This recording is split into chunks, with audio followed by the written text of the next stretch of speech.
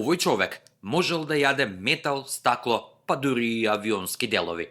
Ова е приказната за неговата супермоќ. Верували или не, постоел човек кој буквално јадел метал. Неговото име е Мишел Лотито, познат како господин Сештојат. Од само 9 години започнал да јаде стакло, метал и други необични предмети. Неговата способност да свари такви материјали била резултат на уникатниот дигестивен систем, дебела слузница во стомакот и неверојатно силни желудочни киселини, кои можеле да разградуваат предмети што никој друг не би можел да ги свари.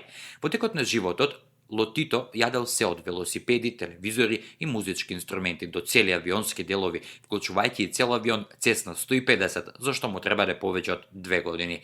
Тој дури настапувал пред публика, покажувајќи ја својата екстремна способност како еден вид перформанс, секогаш со помош на вода за да го омекне металот или стаклото.